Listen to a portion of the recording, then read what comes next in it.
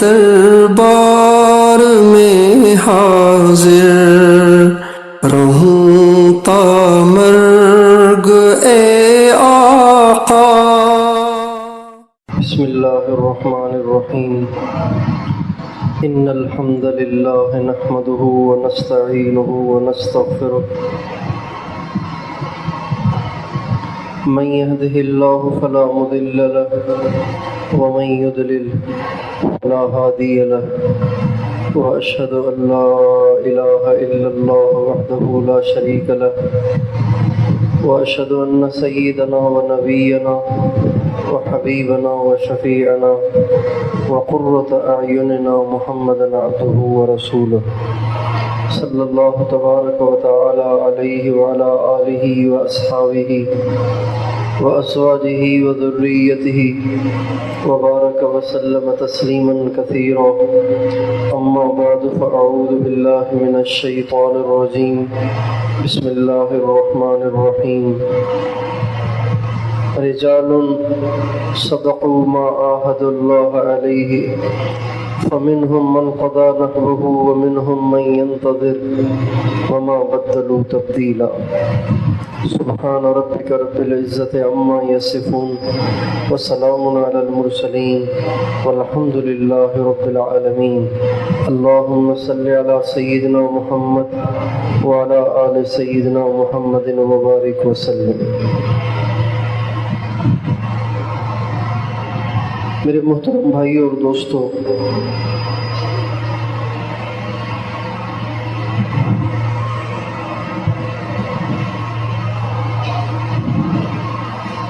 مسلمان کے لیے یہ دنیا آرام، لذت، عیش، عشرت اور راحت کی زندگی نہیں ہے، بلکہ مسلمان کے لیے تو یہ دنیا آزمائش ہے، امتحان ہے۔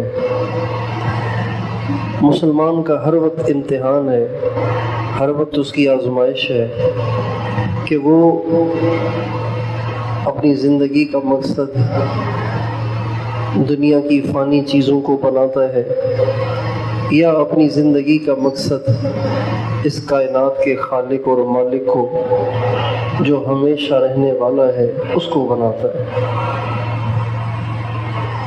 جو لوگ دنیا کو نہیں بناتے، ان کی نظروں میں دنیا کے ساز و سامان، دنیا کی چیزوں کی اہمیت نہیں ہوتی۔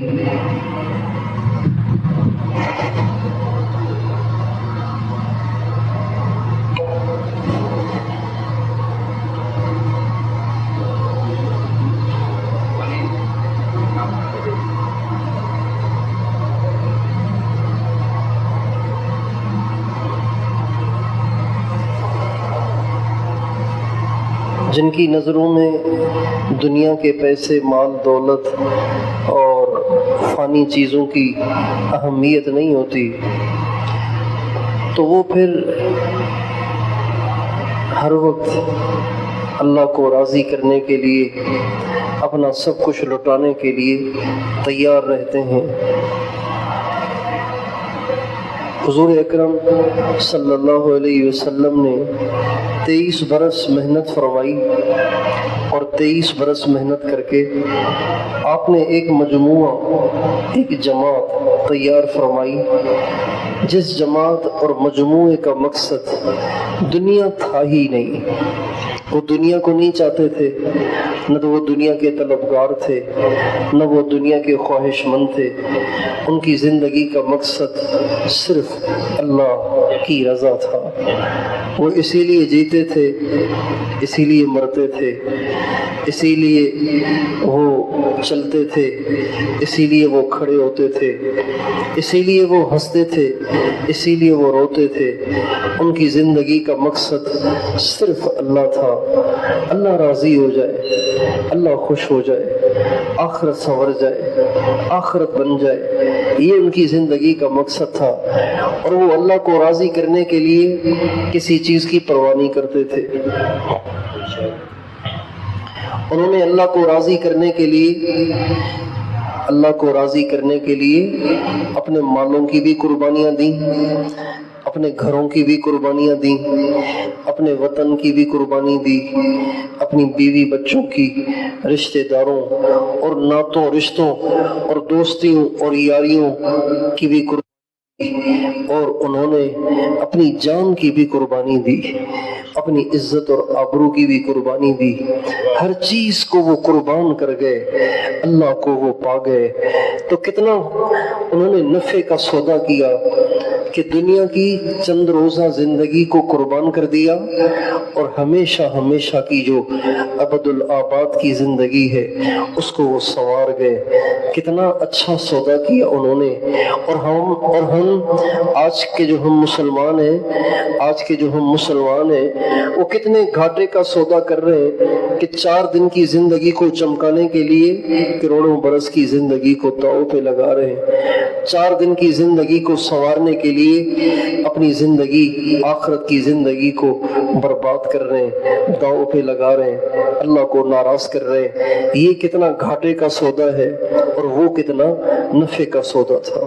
چنانچہ حضرات صحابہ کرام اپنی جانیں قربان کرتے تھے، شہید بھی ہو جاتے تھے، خون خون بھی ہو جاتے تھے، اور ٹکڑے ٹکڑے بھی ہو جاتے تھے، لیکن وہ اس سب کچھ کے بعد بھی اس پہ نادم نہیں ہوتے تھے کہ یار خام خواہ اسلام میں آئے اور اتنا بڑا نقصان اٹھایا، اپنی جان بھی گئی، مال بھی گیا، عزت بھی گئی۔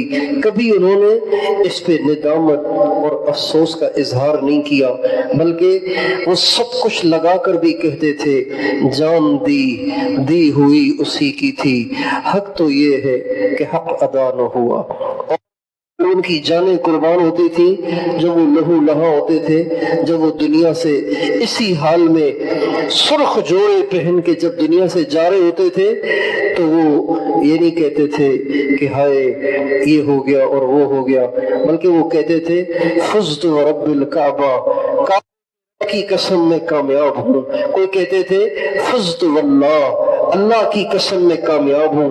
کوئی کہتے تھے الیوم القی الاحبہ محمدا وحزبہ، جان گئی تو کیا ہوا، آج ہی جا کے حضور سے ملاقات ہوگی اور حضور کی جماعت سے ملاقات ہوگی۔ یہ ہمارے نبی نے ایک مجموعہ تیار کیا کہ جس مجموعے نے دنیا کی طرف دیکھا بھی نہیں اور دنیا کو اپنی زندگی کا مقصد نہیں بنایا، بس ان کی زندگی کا مقصد صرف یہ تھا کہ اللہ راضی ہو جائے، اللہ راضی ہو جائے۔ وہ تھوڑا دے کے راضی ہو جائے تو بھی کرنا ہے، وہ سب کچھ دے کر راضی ہو جائے تو بھی کرنا ہے۔ اللہ کو راضی کرنا ان کی زندگی کا مقصد تھا۔ ہر مسلمان سے اللہ تعالیٰ کا یہی مطالبہ ہے کہ ہر مسلمان اپنی زندگی کا مقصد پیسے کو نہ بنائے، مال کو نہ بنائے، گاڑی کوٹھی بنگلے کو نہ بنائے، عہدے اور شہرت کو نہ بنائے، بلکہ ہر مسلمان کی زندگی کا مقصد صرف یہ ہونا چاہیے کہ اللہ راضی ہو جائے۔ مسلمان کی زندگی کا مقصد کیا ہونا چاہیے بتائیے؟ مسلمان کی زندگی کا مقصد کیا ہونا چاہیے؟ اللہ راضی ہو جائے، اللہ راضی ہو جائے۔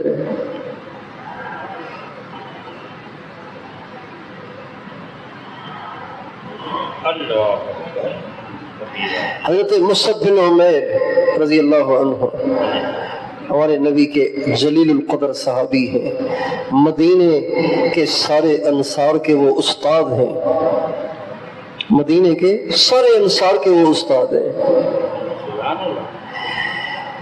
اسلام سے پہلے ایسی خوبصورت زندگی گزارتے تھے، ایسی زندگی گزار رہے تھے کہ دیکھ کے لوگ اشش کر اٹھتے تھے، واہ مصعب تیری کیا شان ہے۔ ایسی زندگی گزارتے تھے، 500 درہم کا جوڑا پہنتے تھے، 500 درہم کا جوڑا۔ کوئی بھی اتنا مہنگا جوڑا نہیں پہنتا تھا جتنا مہنگا جوڑا حضرت مصعب بن عمیر پہنتے تھے۔ مکے میں کوئی خوشبو بیچنے والا خوشبو فروش آتا تو اس کے پاس جو سب سے مہنگی خوشبو ہوتی تھی وہ حضرت مصعب کے لیے خریدی جاتی تھی۔ حضرت مصعب اس خوشبو کو لگا کے مہکتے ہوئے مدینے کی مکے کی گلیوں سے گزرتے تھے، مکے کی گلیوں سے گزرتے تھے۔ جب کسی گلی سے گزر جاتے تھے اور بعد میں کوئی اور گزرتا تھا تو وہ سمجھ جاتا تھا کہ یہاں سے مصعب گزرا ہے۔ ایسی عیش کی زندگی، ایسی مزے کی زندگی، ایسی خوبصورت زندگی، ایسی دنیا کے ساز و سامان سے لدی ہوئی زندگی۔ لیکن جب اسلام لائے تو گھر والوں نے کپڑے اتار کے ننگا کر کے گھر سے نکال دیا۔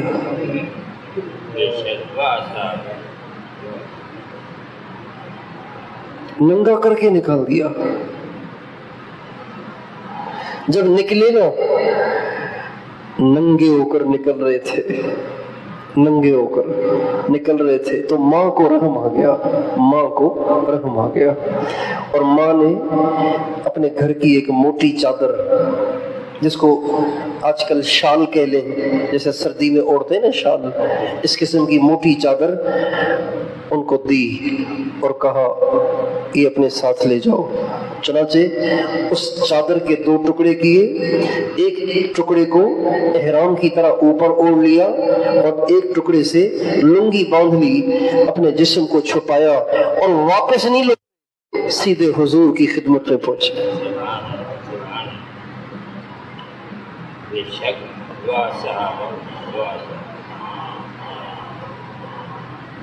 کپڑے جب اترے، دولت جب چھنی، عزت جب پامال ہوئی اور پٹائیاں بھی ہوئی، صرف کپڑے اتار کے نہیں نکال دیا تھا، مارا بھی، پٹائی بھی کی،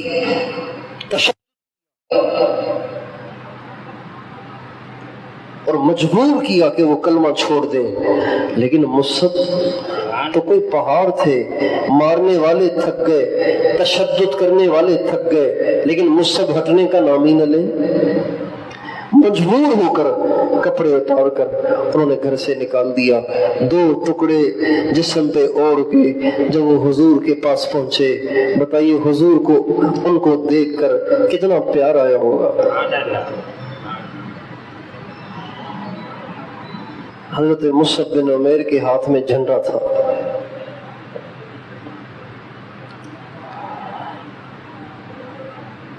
جب فتح شکست سے تبدیل ہوئی، مسلمان بھاگ رہے تھے اور کفار چڑھے چلے آ رہے تھے تو حضرت مصعب بن عمیر جھنڈا لیے ڈٹ کے کھڑے ہوئے تھے۔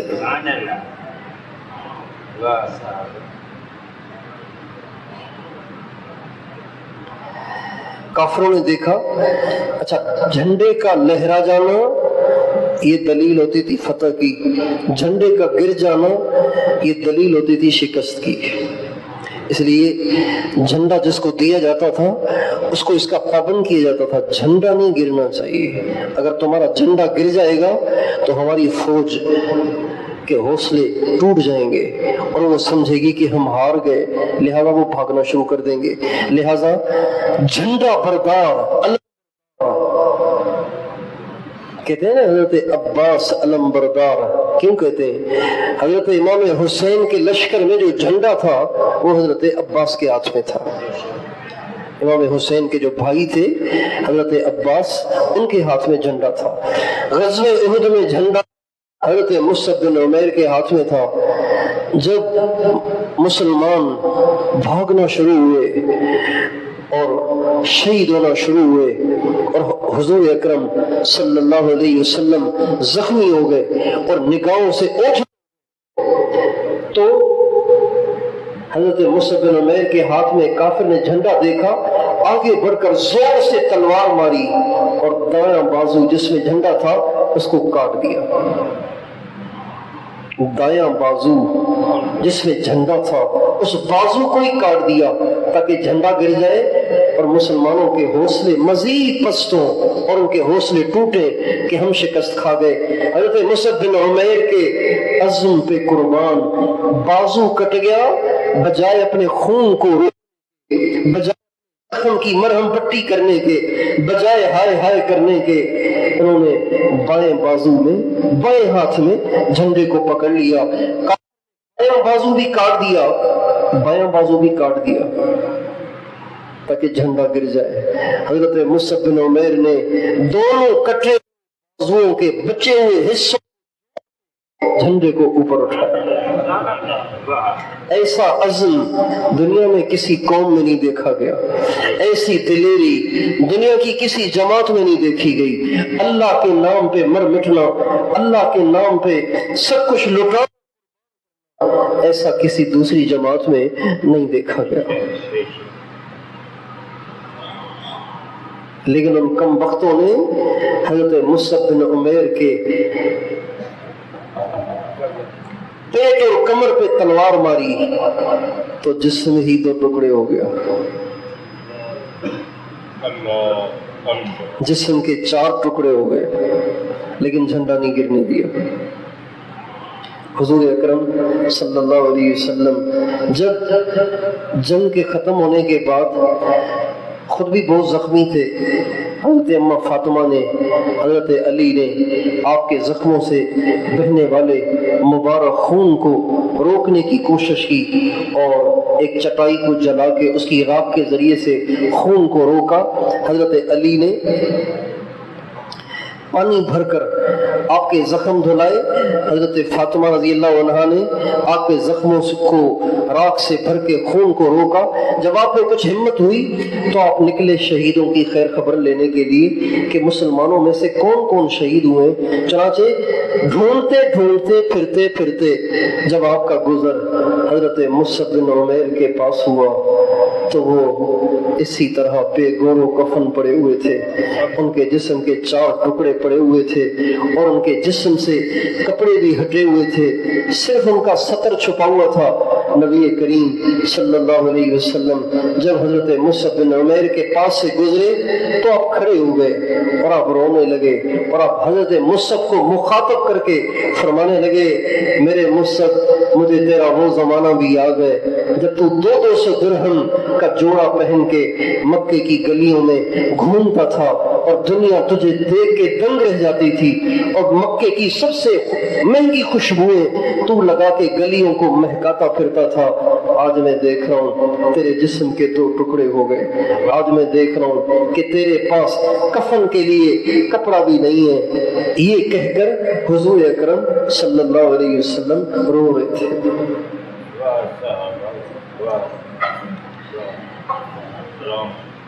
ہمارے نبی نے ایک جماعت تیار کی جن کی زندگی کا مقصد کچھ بھی نہیں تھا،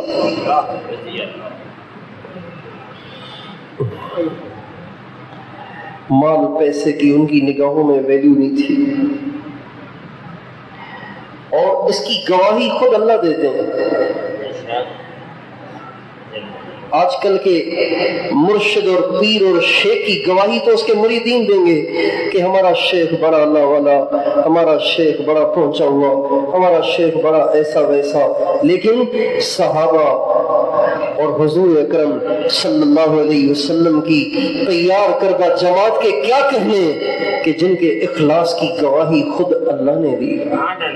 تراہم رکعا سجدا یبتغون فضلا من اللہ ورضوانا، اللہ تعالیٰ فرماتے ہیں میں اس بات ہوں کہ یہ میرے سوا کچھ نہیں چاہتے، میں اس بات کا گواہ ہوں کہ میرے سوا کچھ نہیں چاہتے۔ گویا وہ جماعت ان اشعار کا پورا مصداق تھی، کوئی سے کوئی کچھ مانگتا ہے، میں تجھ سے تجھی کو خدا مانگتا ہوں۔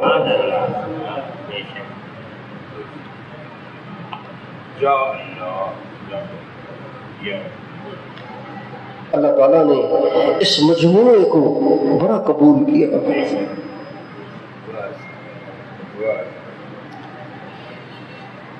اللہ،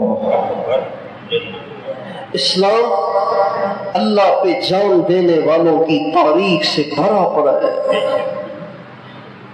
اسلام کی تو ساری تاریخ ہی عشاق کی قربانیوں سے بھری ہوئی ہے۔ اسلام میں اسلام کی تاریخ اگر پڑھی جائے تو اسلام کی تاریخ میں عیش اور عشرتیں نہیں ہیں، اسلام کی تاریخ میں فنکشن اور تقریبات اور خوشیاں اور میلے نہیں ہے، بلکہ اسلام کی تاریخ تو خون سے رنگین ہے، اسلام کی تاریخ تو جان نثاروں کی قربانیوں سے مزین ہے، اسلام کی تاریخ تو شہیدوں کی قربانیوں سے بھری پڑی ہے۔ اور عجیب بات یہ ہے کہ ہم مسلمان ہیں، ہمارا جو اسلامی سال ہے نا، اسلامی سال، کم قسمتی ہے کہ آج امت مسلمہ اسلامی کیلنڈر بھی بھول گئی ہے، اسلامی سال بھی بھول گئی ہے، اسلامی مہینے بھی بھول گئی ہے۔ آپ کسی بھی چھوٹے بچے 10-12 سال کے بچے کو کھڑا کر کے پوچھیں گے نا کہ بیٹا سال کے مہینے بتاؤ، وہ کہے گا جنوری، فروری، مارچ، اپریل، مئی، جون، جولائی، اگست، ستمبر، اکتوبر، نومبر، دسمبر۔ چلو جی بھئی ہمارا جو سال ہے وہ بتاؤ نا، تو اس کو پتہ ہی نہیں کہ بڑوں کو نہیں آتا۔ شاید آپ جتنا مجمع بیٹھے ہیں، اگر آپ سے بھی پوچھوں تو شاید آپ میں سے بھی 80% کو یہ مہینے نہ آتے ہوں جو اسلامی مہینے ہیں، اسلامی شعار ہیں، اسلامی مہینے اسلامی شعار ہیں، اسلامی سال اسلامی شعار، یہ اسلام کی پہچان ہے۔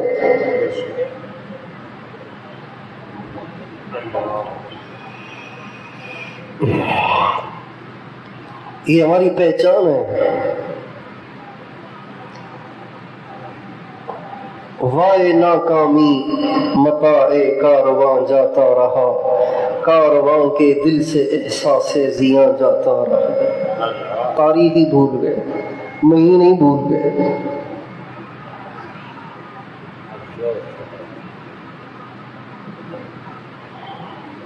ہر قوم کا الگ کیلنڈر ہوتا ہے، ہر قوم کا الگ کیلنڈر ہوتا ہے۔ ہندوؤں کا کیلنڈر الگ ہے، انگریزوں کا کیلنڈر الگ ہے، عیسائیوں کا الگ ہے، یہودیوں کا الگ ہے، عیسائیوں کا الگ ہے، مسلمانوں کا الگ ہے۔ لیکن چونکہ اس وقت دنیا پہ حکمرانی یہود کر رہے ہیں اور نصرانی عیسائی انگریز کر رہے ہیں، لہذا ساری دنیا انہی کے کیلنڈر کو فالو کرتی ہے۔ اسلامی کیلنڈر مسلمانوں کو بھی یاد نہیں ہے۔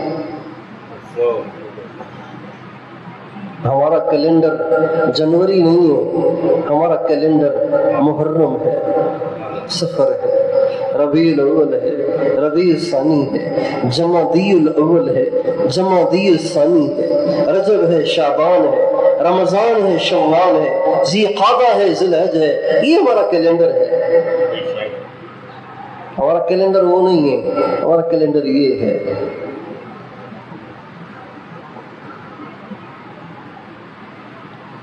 اور ہمیشہ جب سے دنیا بنی ہے نا، جب سے دنیا بنی ہے تب سے ہر قوم نے اپنے کسی اہم واقعے کو بنیاد بنا کے وہاں سے اپنے سال اور وہاں سے اپنے کیلنڈر کو شروع کیا ہے۔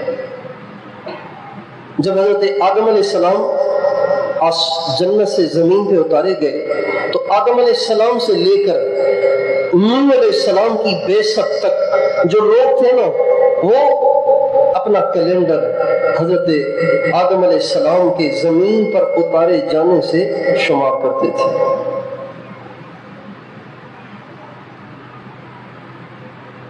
آج ہم کہتے ہیں نا 2023، 2023 کیا ہے؟ یہ 2023 ہے عیسیٰ علیہ السلام کے آسمان پہ اٹھائے جانے کا کیلنڈر۔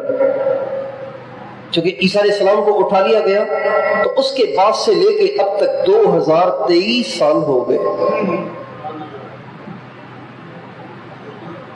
آدم علیہ السلام کی اولاد نے آدم علیہ السلام کے جنت سے زمین پہ اتارے جانے کے واقعے کو اہم واقعہ جانا اور وہاں سے انہوں نے اپنا کیلنڈر شروع کیا. 1 2 3 4 یوں تاریخیں شروع ہوئیں, 12 مہینے شروع ہوئے, 1 سال 2 سال 3 سال 4 سال 5 سال, یہ کیلنڈر شروع ہو گیا. جب حضرت نوح علیہ السلام آئے تو نوح علیہ السلام کے زمانے سے کیلنڈر شروع ہوا. جب سیلاب آیا اور ساری دنیا ڈوب گئی تو اس کے بعد پھر کیلنڈر نوح علیہ السلام کی کشتی کے سیلاب کے بعد زمین پر اترنے سے شروع ہوا, اور یہ کیلنڈر ابراہیم علیہ السلام تک چلتا رہا. ابراہیم علیہ السلام کے بعد جو ابراہیم علیہ السلام کے آگ میں ڈالے جانے تک چلتا رہا. ابراہیم علیہ السلام کو جو آگ میں ڈالا گیا تو یہ ایک اہم واقعہ تھا. تو اس کے بعد ابراہیم علیہ السلام کے ماننے والوں نے اپنا کیلنڈر ابراہیم علیہ السلام کے آگ میں ڈالے جانے سے شروع کیا. اور یہ حضرت یوسف علیہ السلام کی بعثت تک چلا. یوسف علیہ السلام جب دنیا میں تشریف لائے, نبی بن کر ظاہر ہوئے, تو وہاں تک یہ کیلنڈر چھوڑ دیا گیا. آگے یوسف علیہ السلام کا کیلنڈر چل پڑا. چلتے چلتے موسیٰ علیہ السلام نبی بنا کے بھیجے گئے, اور موسیٰ علیہ السلام کے نبی بنائے جانے سے ایک نیا کیلنڈر شروع ہوا. یہ حضرت سلیمان علیہ السلام تک چلا. سلیمان علیہ السلام سے کیلنڈر چلا, وہ حضرت عیسیٰ علیہ السلام کی بعثت تک چلا. عیسیٰ علیہ السلام کے دنیا سے اٹھائے جانے کے بعد جو کیلنڈر شروع ہوا اس کو آج ساری دنیا فالو کر رہی ہے.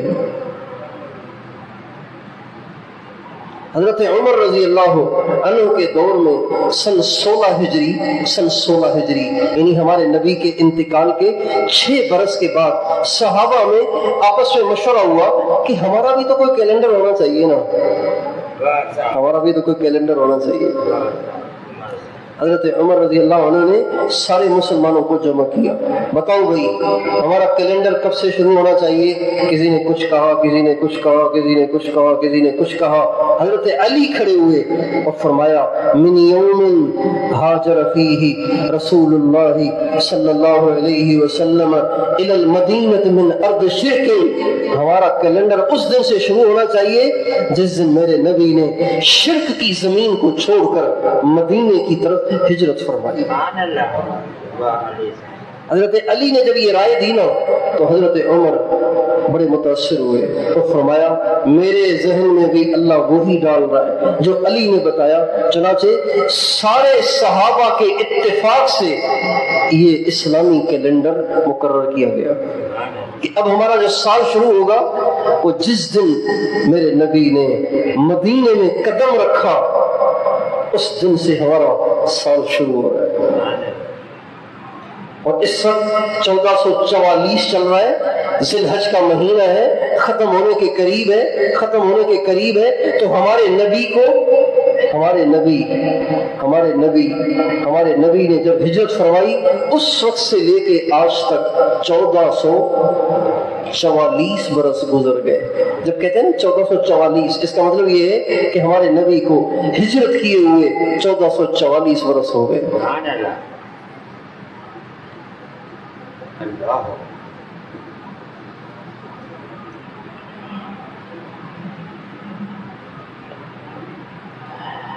آپ علیہ السلام کی پیدائش سے اسلامی کیلنڈر مقرر نہیں کیا گیا, اس لیے کہ آپ علیہ السلام کی پیدائش کی تاریخوں میں اختلاف تھا. کچھ کہتے تھے 9 کو, کچھ کہتے تھے 8 کو, کچھ کہتے تھے 12 ربیع الاول کو, تو اختلاف تھا. تو کیسے کیلنڈر مقرر کیا جائے؟ اور آپ علیہ السلام کی وفات سے بھی مقرر نہیں کیا گیا, اس لیے کہ وفات تو ایک صدمہ ہے جس نے امت کے جگر کو چیر کے رکھ دیا. جب کبھی بھی سال آئے گا تو امت کے دل کو صدمہ پہنچے گا کہ یہ وہ تاریخ ہے کہ جس میں ہمارے نبی کا انتقال ہوا. لہذا صحابہ نے اجماع کے ساتھ مسلمانوں کا جو کیلنڈر مقرر کیا وہ ہجرت سے, اور حضرت عمر فرماتے ہجرت کو ہم نے اس لیے بھی ترجیح دی کہ ہجرت نے حق اور باطل میں تفریق کر دی. ابھی ہمارا کیلنڈر ہے, ہمارے بچوں کو یاد ہی نہیں, جوانوں کو بھی یاد نہیں. ہمیں چاہیے کہ ہم اپنے کیلنڈر کو فالو کریں. ٹھیک ہے اس کو بھی استعمال کرنا حرام نہیں, ناجائز نہیں ہے, لیکن اپنے کو تو نہ بھولیں نا, ہم اپنے کیلنڈر کو تو نہ بھولیں. ہم بھائی یہ کون سا سن چل رہا ہے کہ جی 2023. اچھا 2023 کیا مطلب؟ دنیا بنی ہی 2023 سال پہلے ہے کیا؟ اس سے پہلے دنیا نہیں تھی کیا مطلب؟ تو بتانے والے بتائیں گے کہ یہ اصل میں عیسیٰ علیہ السلام کے ساتھ تعلق ہے اس تاریخ کا.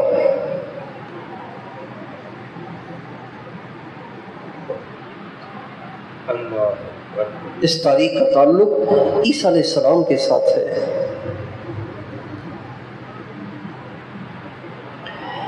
ہم سے کوئی پوچھے ہم نہیں بتا سکتے بھائی کون سا سال چل رہا ہے، تو کوئی بتائے گا 1444. اچھا کیا مطلب؟ اس سے پہلے دنیا نہیں تھی کیا؟ 1400 سال 44 سال سے یہ کیلنڈر کیسے شروع ہوا؟ تو اس کا جواب یہ ہے کہ ہمارے نبی نے ہجرت کی تھی 1444 برس پہلے. آپ نے اپنے پیارے وطن کو چھوڑ دیا تھا، مکے کو چھوڑ کے آپ نے مدینے کی طرف ہجرت کی تھی. کیوں؟ صرف اللہ کے دین کی تبلیغ کے لیے، اللہ کے دین کی اشاعت کے لیے. تو اس لیے آپ سب سے یہ تو ضمناً بات آ گئی، اصل بات تو کوئی اور چل رہی تھی، ضمناً یہ بات آ گئی، یہ بات ضمناً آ گئی. آپ سارے نیت کریں، اپنے گھر والوں کو، بچوں کو، سب کو اسلامی مہینے یاد کرائیں گے. اور جیسے آپ انگریزی تاریخوں سے باخبر رہتے ہیں، اسلامی تاریخوں سے بھی باخبر رہا کریں. اگر پوچھا جائے آج کیا تاریخ ہے تو آپ ٹھک سے کہتے ہیں آج جولائی کی یہ تاریخ ہے، تو یہ بھی تو بتایا کریں کہ آج ذی الحج کی یہ تاریخ ہے. اسلامی کیلنڈر سے جہالت نہ رکھیں، بلکہ اسلامی کیلنڈر کی سے واقفیت رکھیں، خود بھی، اپنے بیوی بچوں کو بھی، اور اپنے اہل و عیال کو، اور سب کو، سارے مسلمانوں کو کریں گے انشاءاللہ. اسلام کی جو تاریخ ہے وہ قربانیوں سے بھری پڑی ہے. اسلام کی جو تاریخ ہے وہ عاشقوں کی قربانیوں سے بھری پڑی ہے. اسلامی کیلنڈر کی جو انتہا ہے وہ ذی الحج پہ ہوتی ہے، اور اسلامی کیلنڈر کی جو ابتدا ہے وہ محرم سے ہوتی ہے. اسلامی کیلنڈر کی جو انتہا ہے وہ ذی الحج پر، اور ابتدا محرم پر. محرم سے ابتدا ہے، اور محرم حضرت امام حسین جو جنت کے جوانوں کے سردار ہیں ان کی شہادت کی یادگار ہے. اور ذی الحج یہ خلیفہ دوم فاروق اعظم سیدنا عمر فاروق رضی اللہ تعالی عنہ کی شہادت کی ایک یادگار ہے. حضرت عمر رضی اللہ تعالی عنہ 26 ذی الحج کو شہید ہوئے. 26 ذی الحج کو ان پہ وار ہوا، زخمی ہوئے، گر گئے. یکم محرم کو وہ دنیا سے رخصت ہوئے.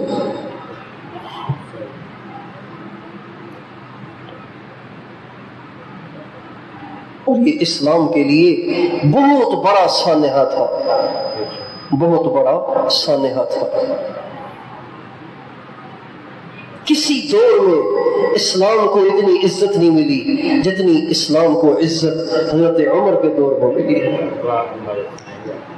فارس ٹکڑے ٹکڑے ہوا، روم ٹکڑے ٹکڑے ہوا، روم خزانے بھی صحابہ کے قدموں میں، اور فارس کے خزانے بھی صحابہ کے قدموں میں. یہ سب سے بڑی کفریہ طاقتیں تھیں جن حضرت عمر کے ذریعے پاش کر دیا. اور روب اور دبدبہ ایسا کہ کسرا فارس میں بیٹھا حضرت عمر کے نام سے کپ کپاتا تھا. اور روم کا کیسر بادشاہ، روم کے بادشاہ کو کیسر کہتے ہیں، روم میں بیٹھ کے حضرت عمر کے نام سے کپ کپاتا تھا. ایسا روب.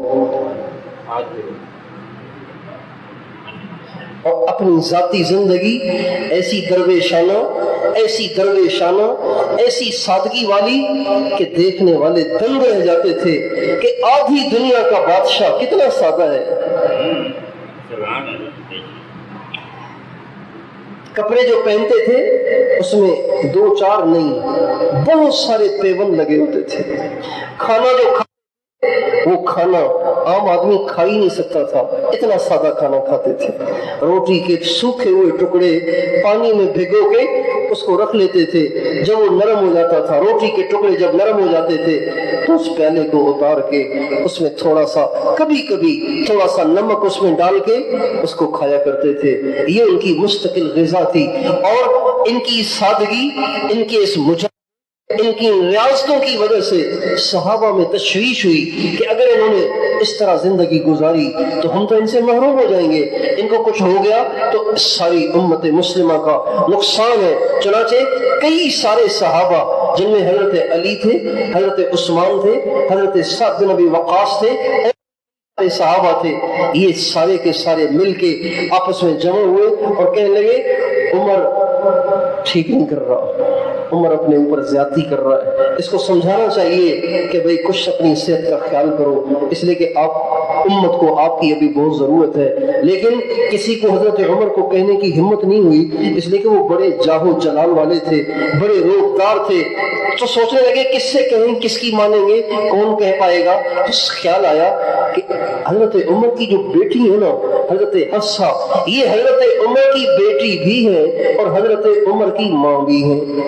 بیٹی بھی ہے، ماں بھی ہے. بیٹی ہے اس لیے کہ بیٹی ہے، ماں ہے اس لیے کہ وہ اللہ کے نبی کی بیوی ہے، اور اللہ کے نبی کی بیویاں سارے مسلمانوں کی مائیں ہیں. ان کی بات کا انکار نہیں کریں گے.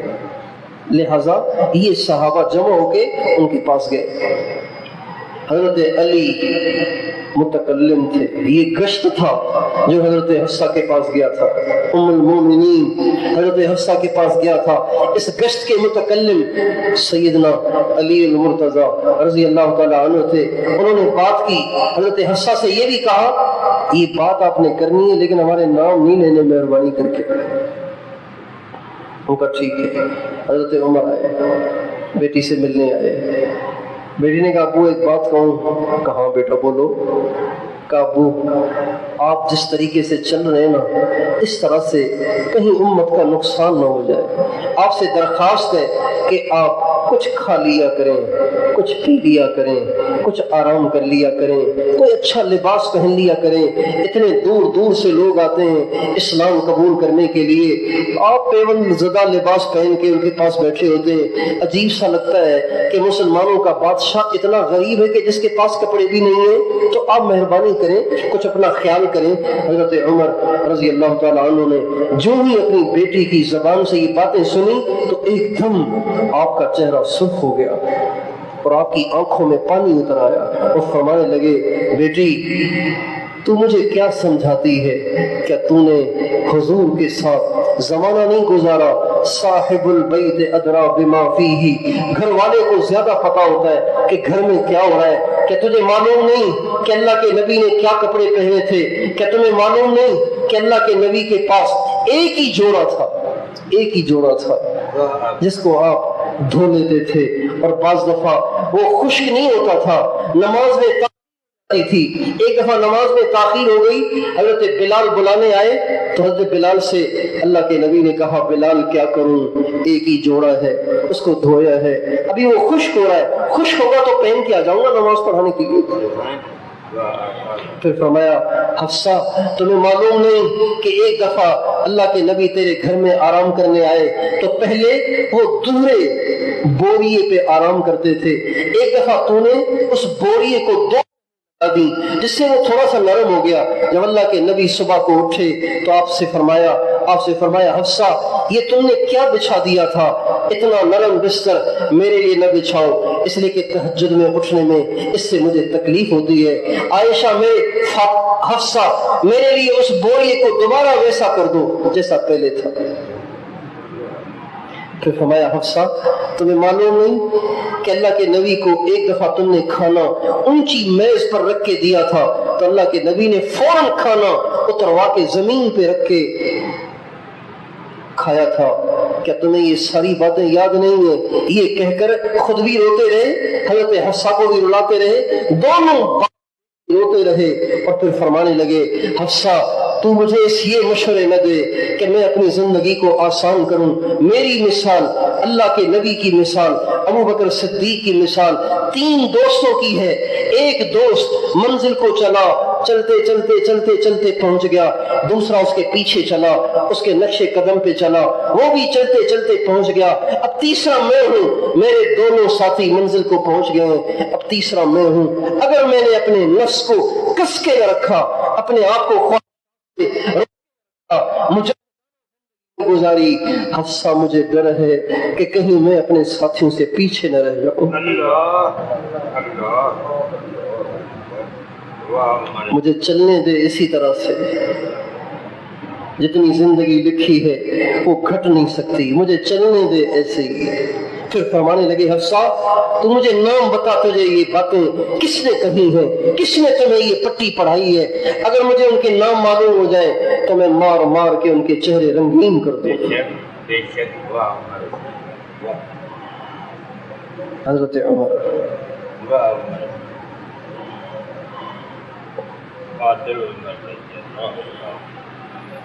اللہ، یہ وہ لوگ تھے جو دنیا نہیں چاہتے تھے، آخرت چاہتے تھے۔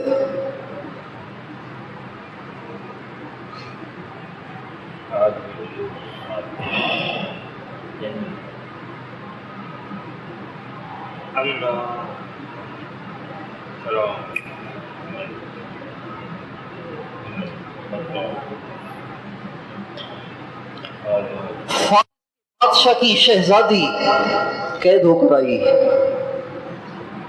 فارس کے بادشاہ کی شہزادی قید ہو کر آئی، تو حضرت عمر کے بیٹے عبداللہ نے کہا ابو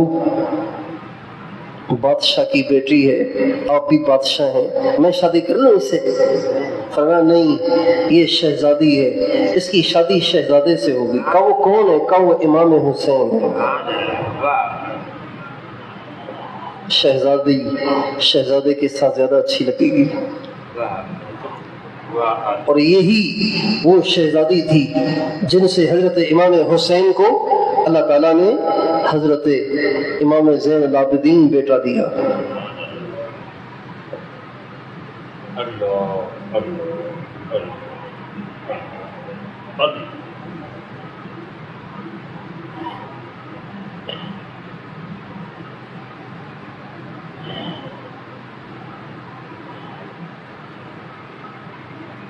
ایک دفعہ ان کی عادت شریفہ یہ تھی کہ رات کو سوتے نہیں تھے، رات کو گشت کرتے تھے، رات کو گشت کرتے تھے، گھومتے تھے، کہیں کوئی پریشان تو نہیں، کہیں کوئی پریشان تو نہیں، کہیں کسی کے ساتھ کوئی مسئلہ تو نہیں، رات کو گھومتے تھے۔ ایک دفعہ اس طرح گھومتے گھومتے گھومتے گھومتے دیکھا کہ ایک ویرانے میں ایک خیمہ لگا ہوا ہے، ایک خیمہ لگا ہوا ہے،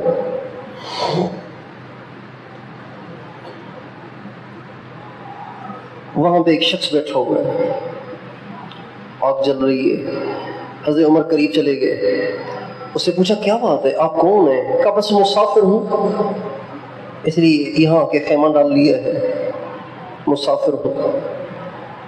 تو اندر سے ہائے ہائے کراہنے کی آواز آ رہی تھی، ہائے ہائے کی آواز آ رہی تھی، ایسے جیسے کسی کو درد ہو رہا ہو۔ حضرت عمر نے پوچھا یہ اندر سے آواز کیوں آ رہی ہے؟ کہا میری بیوی ہے، اس کو درد ذہ ہو رہا ہے، حمل وضع حمل کا وقت ہے، ولادت کا وقت ہے، اس کو درد ہو رہا ہے۔ حضرت عمر نے پوچھا پھر ولادت کون کرائے گا؟ کوئی اندر ہے، کوئی دائی وائی ہے اندر، کوئی عورت ہے اندر جو ولادت کروائے گا؟ عورت تو کوئی نہیں ہے، اکیلی ہے، میں مسافر ہوں، میرے ساتھ کون ہوگا؟ حضرت عمر اسی وقت بھاگے اپنے گھر، سیدھے اپنی زوجہ مطہرہ، پتہ ہے وہ کون تھی؟ پتہ ہے وہ کون تھی؟ وہ حضرت علی المرتضی اور حضرت فاطمہ الزہرا خاتون جنت کی بیٹی حضرت ام کلثوم تھی۔ یہ حضرت عمر کی بیوی تھی۔ حضرت عمر حضرت علی کے داماد تھے۔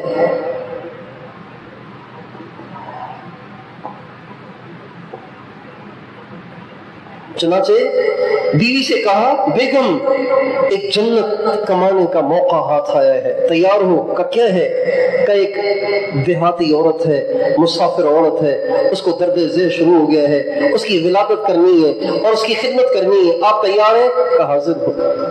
آدھی رات کو آدھی رات کو کون اپنی بیوی کو جنگل میں لے جائے اور جا کے کسی انجان عورت کی ولادت کروائے؟ حضرت عمر نے حضرت ام کلثوم کو لیا اور فرمایا ولادت کے لیے جن جن چیزوں کی ضرورت ہے جلدی سے وہ بھی اٹھا لو، گھی اور پتہ نہیں جو جو چیزیں اس زمانے میں استعمال ہوتی تھیں وہ ساری اٹھا لی، کچھ کھانا بھی اٹھا لیا، کچھ راشن بھی اٹھا لیا،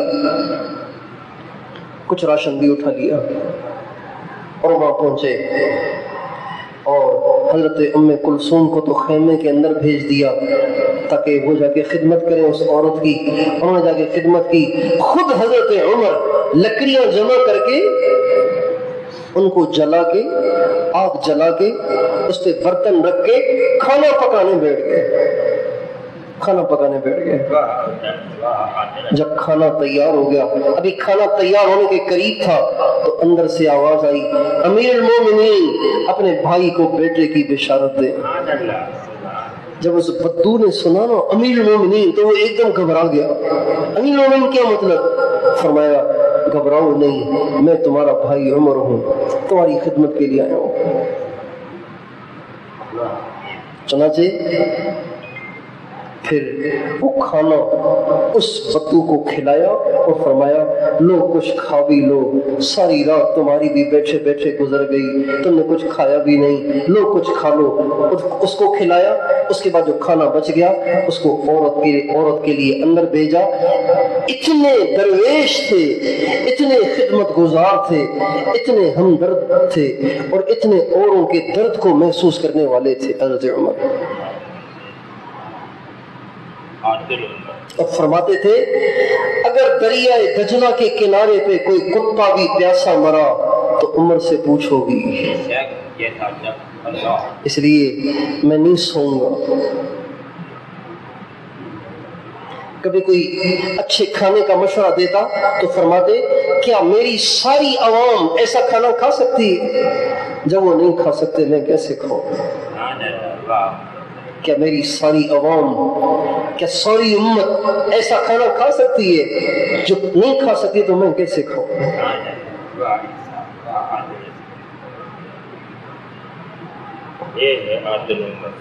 اللہ اس عدل کو دوبارہ زندہ فرمائے، کہو آمین۔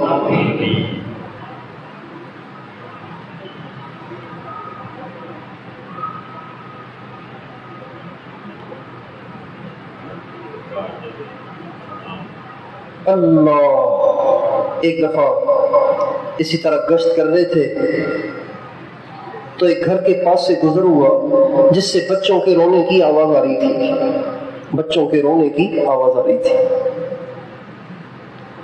تو اس دروازے پہ کھڑے ہو گئے اور آواز دی کوئی ہے؟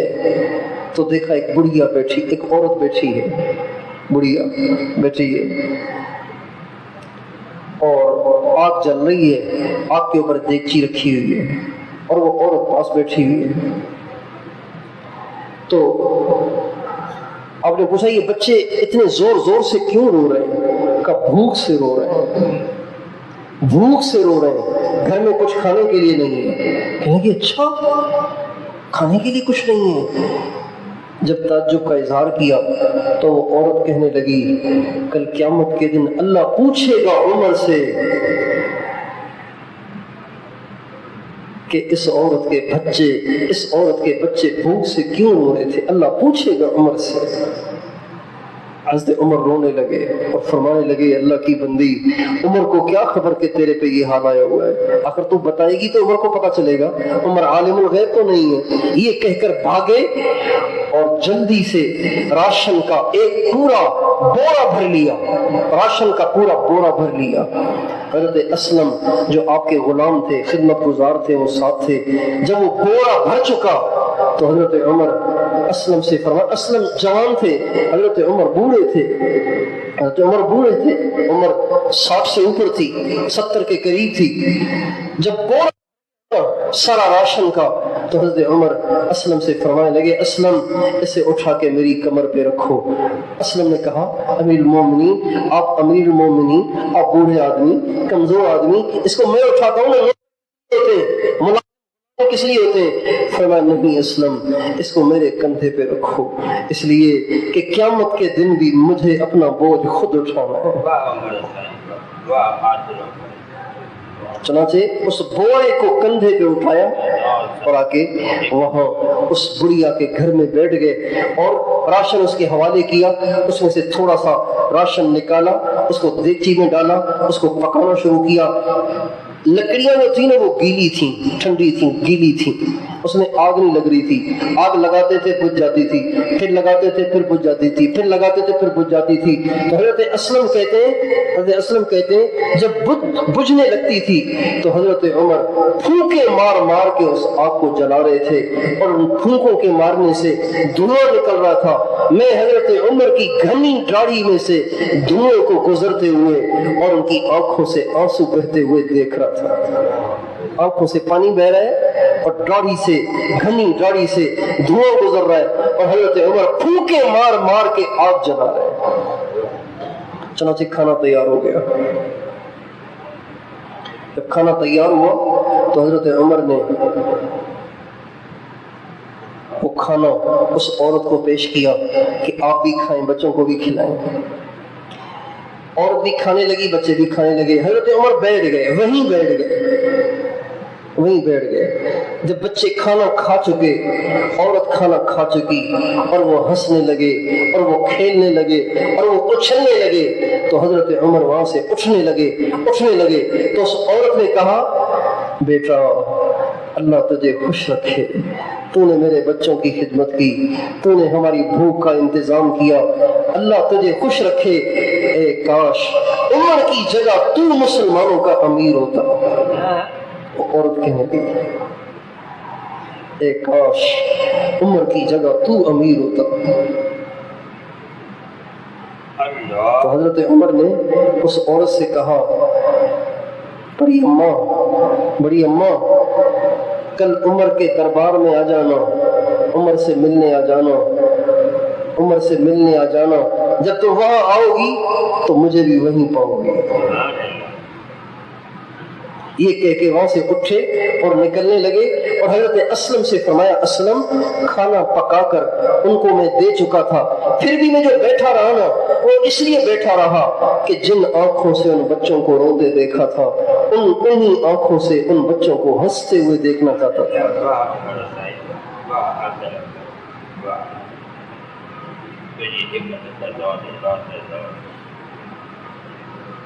ایسی محتاط زندگی، ایسی تقوی والی زندگی، ایسی اللہ سے اللہ کے خوف والی زندگی، اتنی احتیاط اور دیانت، لیکن جب دنیا سے جانے کا وقت آیا تو رو رہے تھے اور کہہ رہے تھے اے اللہ میں یہ نہیں کہتا مجھے جنت کے اعلیٰ درجات چاہیے، بس میری خطاؤں کو اور میری نیکیوں کو برابر کر کے مجھے جہنم کی آگ سے بچا دے۔ انتقال کا وقت آیا، 26 یا 27 ذی الحج کو خنجر مارا گیا۔ ابو لولو فیروز نے، بدبخت نے، اللہ کی اس پہ لعنت ہو، اس نے دوران نماز ان کو خنجر مارا جس سے گر گئے۔ جب گرے سارا مصلی، ساری جگہ خون ہو گئی۔ فجر کی نماز پڑھا رہے تھے، گر گئے، اتنے وار کیے کہ گر گئے۔ صحابہ پہ قربان جائیں، جب حضرت عمر گرے، امیر المومنین گرے، تو یہ نہیں کہ سب نے نماز توڑ کے کہا امیر صاحب کو اٹھاؤ چلو ہسپتال، چلو کہیں علاج کے لیے لے چلیں، کوئی پٹی وٹی کر لیں، یہ نہیں کہا، بلکہ حضرت عمر خنجر کے واروں سے وہیں اور خون بہتا رہا۔ صحابہ میں سے ایک نے آگے کھڑے ہو کے مسلمانوں کو نماز پوری کرائی، نماز پوری کی، اس کے بعد حضرت عمر کو اٹھایا۔ یہ ہے نماز، یہ ہے نماز۔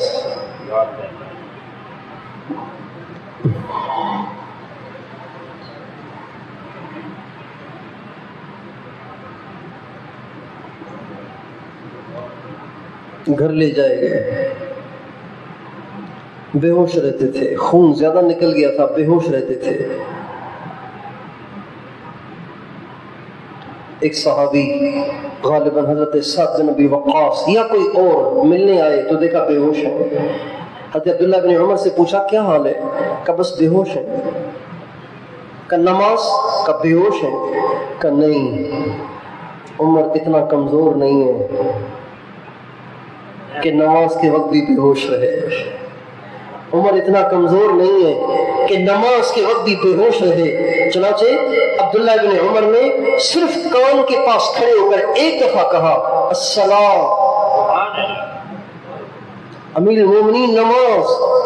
بے ہوش تھے، بے ہوشی میں سے آنکھیں کھولی اور فرمایا ہاں ہاں لا سہم فی الاسلام لمن لا صلاۃ لہ، جو نماز نہ پڑھے اسلام سے اس کا کوئی واسطہ نہیں۔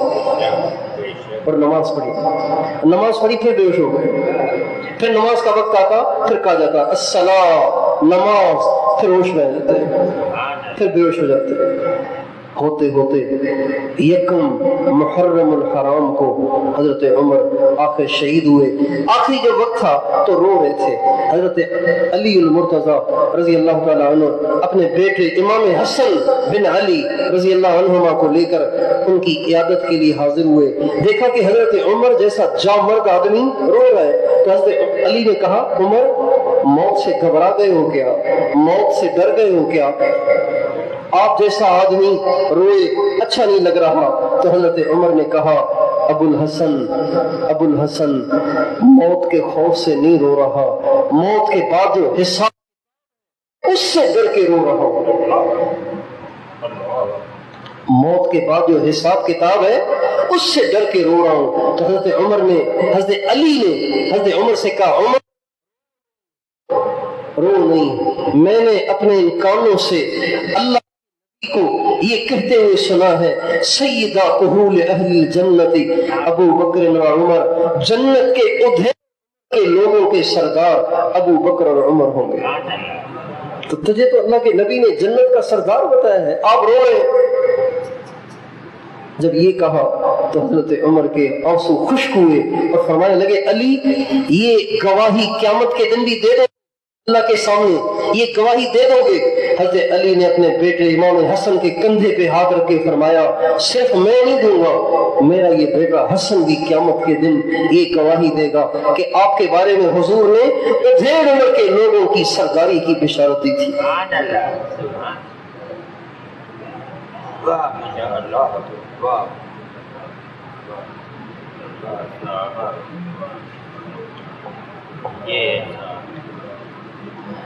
پھر فرمانے لگے بس سب کوئی خواہش نہیں رہی سوائے اس بات کے کہ حضور کے پڑوس میں کوئی جگہ مل جائے، 2 گز زمین حضور کے پڑوس میں مل جائے، یہ اس کی بڑی خواہش ہے۔ اپنے بیٹے سے فرمایا کہ بیٹا تم اماں عائشہ کے پاس جاؤ، چونکہ وہ جو جہاں ہمارے نبی کی قبر ہے وہ اماں عائشہ کا گھر تھا، وہ قبرستان نہیں تھا، وہ تو گھر تھا، اماں عائشہ کی ملکیت تھی، اماں عائشہ کا گھر تھا، چھوٹا سا تھا، اتنا چھوٹا تھا کہ اس میں قبریں بن ہی سکتی ہیں 3، چوتھی قبر بنی نہیں سکتی۔ تو اماں عائشہ رضی اللہ عنہا کے پاس حضرت عبداللہ بن عمر آئے اور کہا اماں جان میرا جو باپ ہے نا اس نے مجھے بھیجا ہے۔ حضرت عمر نے کہا امیر المومنین نہ کہنا عمر کہہ رہا ہے، کہیں ایسے نہ امیر المومنین سن کر وہ کہیں کہ امیر کی تو ماننی ہے نا، یوں کہنا عمر نے کہا ہے، خطاب کے بیٹے عمر نے کہا ہے کہ اگر آپ اجازت دیں تو میں اپنے ساتھیوں کے پڑوس میں سو جاؤں۔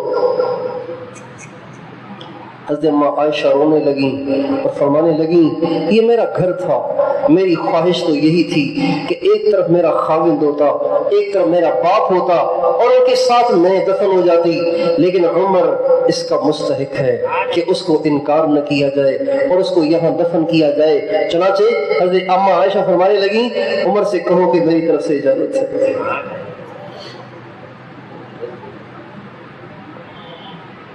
اور انتقال ہو گیا۔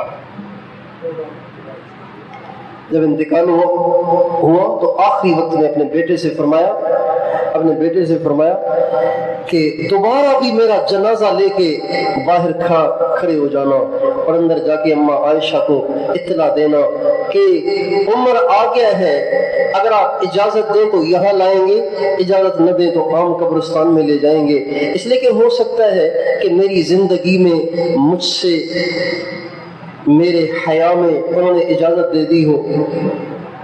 جو ہی حضرت عبداللہ ابن عمر نے اطلاع کی کہ اماں جان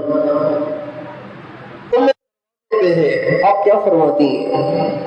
تو حضرت اماں عائشہ نے چادر اٹھائی اور وہاں سے نکل گئی اور فرمایا لے آؤ عمر کو۔ چنانچہ ان کو وہاں دفن کیا گیا۔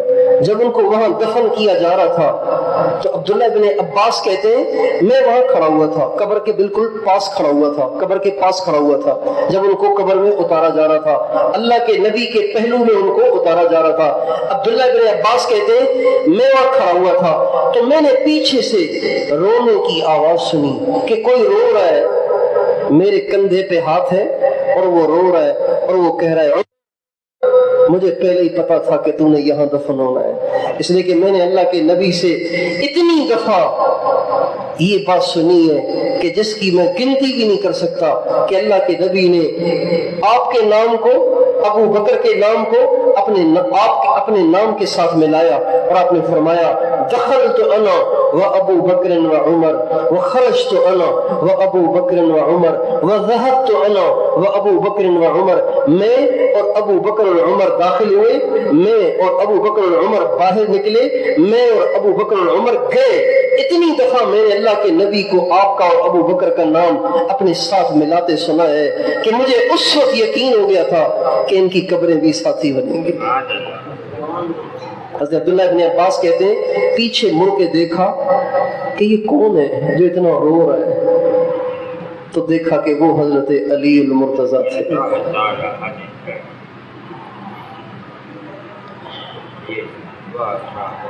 یہاں پہ ہمارے اسلامی کیلنڈر کا سال ختم ہوتا ہے۔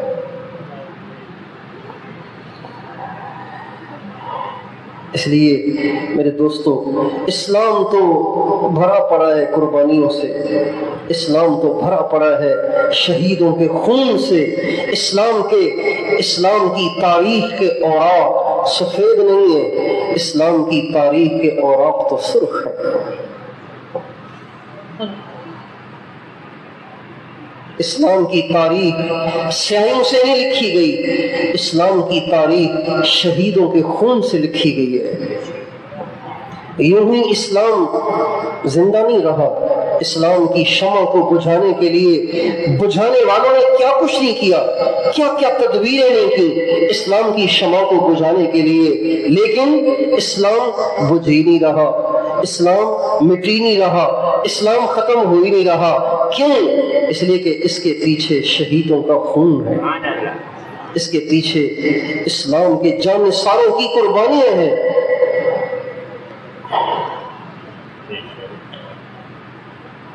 جس دین کو اتنی قربانی کے ساتھ زندہ کیا گیا ہو، آج وہ دین اگر مسلمانوں ہی کے ہاتھوں ذبح ہوتا رہے اور مٹتا رہے اور پامال ہوتا رہے تو یہ مسلمانوں کی کم قسمتی ہوگی اور قیامت کے دن شرمندگی کا باعث ہوگا۔ اس لیے میں اور آپ یہ نیت کریں کہ انشاءاللہ اپنی زندگی اللہ کی رضا کو مقصد بناتے ہوئے گزاریں گے، کبھی اللہ کو ناراض نہیں کریں گے، اور اس کو راضی کرنے میں جس درجے کی قربانی دینا پڑی اس درجے کی قربانی دیں گے، اسلام کا دامن نہیں چھوڑیں گے۔ تیار ہیں اس کے لیے؟ تیار ہیں اس کے لیے؟ اللہ تعالیٰ مجھے اور آپ کو عمل کرنے کی توفیق عطا فرمائے۔